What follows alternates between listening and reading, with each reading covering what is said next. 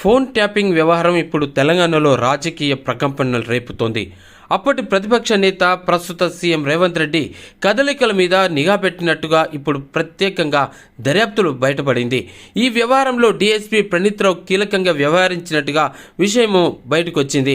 ఇక అతడు నడిపించినటువంటి ట్యాపింగ్ రాకెట్తో తమకు ఎలాంటి సంబంధం లేదంటూ ఇప్పటికే బీఆర్ఎస్ కీలక నేతలు కొందరు బహిరంగంగా మీడియా ముందుకు వచ్చారు. ఇక ఇప్పటికే ఈ వ్యవహారంలో గత ప్రభుత్వంతో కలిసి ఉన్నటువంటి మాజీ పోలీస్ బాసులు కూడా ఇప్పుడు పరారులో ఉన్నట్టుగా సమాచారం అందుతుంది.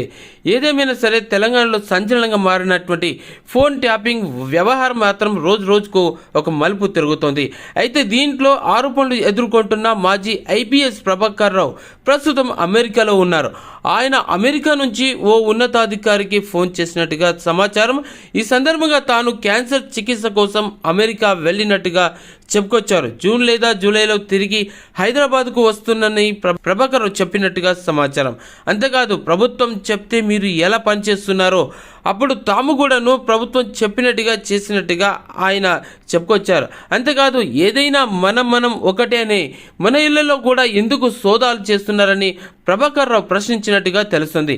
సరే, ఈ మాటలు విన్న ఆయన ఏదైనా చెప్పదలుచుకుంటే అధికారికంగా మెయిల్కి పూర్తి సమాచారం రాసి పంపాలని ప్రభాకర్ రావుకు స్పష్టం చేసినట్టుగా సమాచారం. దీంతో ఏమీ మాట్లాడకుండా ప్రభాకర్ రావు ఫోన్ కట్ చేసినట్టుగా తెలిసింది.